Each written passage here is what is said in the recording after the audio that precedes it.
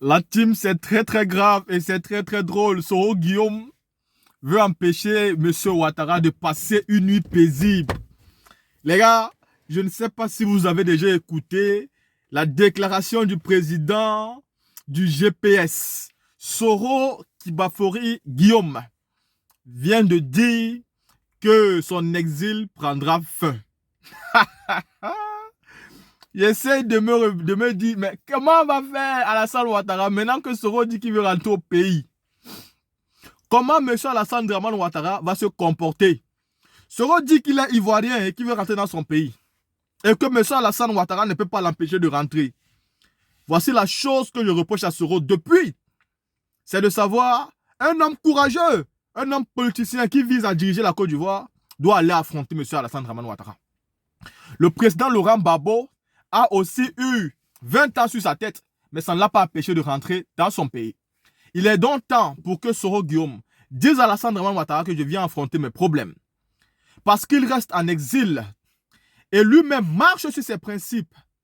Il ne respecte pas ce qu'il a conseillé à M. Charles Blé Goudé, en disant à Charles Blé Goudé qu'au lieu de vivre comme un fugitif, viens te présenter dans ton pays et t'expliquer avec la justice de son pays. Soro Guillaume, si vous êtes innocent, monsieur le président du GPS, rentrez dans votre pays comme vous êtes en train de dire. Parce qu'Alassane Ouattara n'est qu'un pafloteur et il sait qu'il ne peut pas mettre Soro Guillaume en prison. Ouattara ne peut pas mettre Soro Guillaume en prison. Ce que Ouattara veut, c'est obliger Soro de rester hors de son pays. Mais il ne peut pas mettre Soro Guillaume en prison. Qui va garder Soro en prison? Les gars de Soro sont tranquilles parce qu'il est vivant. Les gars de Soro sont tranquilles parce qu'il n'est pas mort. Et surtout, il n'est pas mort sous les coups d'Alassane Draman Ouattara. Mais imaginez si on mettait Soro Guillaume aujourd'hui en prison et qu'il venait à mourir. Est-ce que les gars de Soro devraient encore rester tranquilles? Est-ce qu'ils devaient rester tranquilles? Est-ce qu'ils peuvent même rester tranquilles si jamais leur leader générationnel est décédé? J'ai toujours dit à Soro Guillaume qu'il est impossible pour moi de respecter un homme qui n'a pas les couilles d'aller affronter M. Alassane Draman Ouattara. Lui-même l'a dit. On ne peut pas habiller son masque en forêt et avoir peur de ce masque-là quand il arrive en ville. Mais ce que Soro nous a démontré, c'est qu'il avait habillé son masque en forêt et que ce masque-là l'effrayait. Il a habillé son masque, comment c'est arrivé en ville? Il a commencé à tuer les innocents et lui n'a pas été capable d'empêcher cela. Et donc, c'est une faute grave. Aujourd'hui que Soro Guillaume se remet en question et qu'il comprend qu'il a fait une faute grave et qu'il veut rectifier le tir, nous devons tous féliciter Soro. Peu importe si nous sommes du PDCI-RDA, du PPACI, ou peu importe si nous sommes de la société civile, ou ivoirien tout court, ou même panafricain. Voilà pourquoi j'apporte ma voix aujourd'hui pour féliciter cette décision de Soro Guillaume qui vise à mettre feu à son exil pour aller affronter M. Alassane Draman Ouattara qui n'a pas le droit et encore moins le monopole de la connaissance des lois de son pays. Soro Guillaume est autant ivoirien que les autres Ivoiriens qui sont en train de rentrer dans leur pays. Il se doit de rentrer et aller assister aux jeux politiques, aux élections présidentielles de 2025. Mais j'espère que Soro ne va pas décevoir ces gens. Parce que j'espère qu'il ne signera pas des accords chelous pour rentrer tranquillement et paisiblement. Aller accepter encore de discuter avec Alassane Ouattara qui en veut à sa vie. Mais je crois que Soro Guillaume a assez prouvé de son courage, de sa capacité, de sa détermination pour croire qu'il va flancher aujourd'hui. La team, ceci étant dit, je vous laisse écouter le président du GPS, Soro Guillaume. Me Écoutons voici ensemble. donc devant vous, grâce à la magie de la technologie. Et rassurez-vous, je me porte très bien. Vous l'avez appris. M. Ouattara a tenté de m'arrêter à l'aéroport d'Istanbul et de m'extrader par la procédure d'urgence en Côte d'Ivoire le 3 novembre dernier. Ceci n'est pas discutable. Depuis ces 5 longues années, son obsession forcenée à me mettre aux arrêts ne s'est jamais flétrie. Pis, elle s'est aggravée. Après m'avoir fait condamner par une justice émasculée aux ordres, successivement à 20 ans et à perpétuité, il a entrepris de déclencher contre moi une féroce chasse internationale à l'homme en dépit des décisions de la Cour africaine des droits de l'homme et des peuples qui a annulé toutes les poursuites contre ma personne parce que, vous le savez bien, elles étaient politiquement motivées. Sachez-le, dans cette affaire, il ne s'est jamais agi de justice, mais plutôt de perfidie.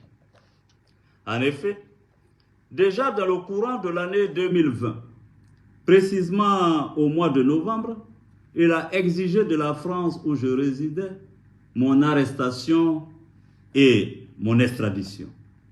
Paris, comme vous le savez, a décidé de m'interdire son territoire. Du 14 au 18 février 2022, Alassane Ouattara a effectué une visite officielle en Belgique avec, parmi ses priorités, l'obtention de mon arrestation. Il a expressément exigé que le visa Schengen que je détenais ne soit pas renouvelé.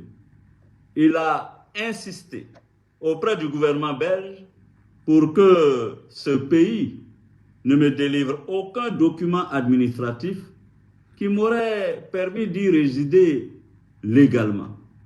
Ceci aussi est incontestable. Ceci m'a contraint à emprunter une autre destination pour mon exil.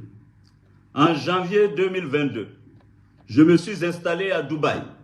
Le 23 décembre 2022, de la même année, recevant les lettres de créance de l'ambassadeur des Émirats arabes unis, il a profité pour réclamer mon arrestation et mon extradition en Côte d'Ivoire.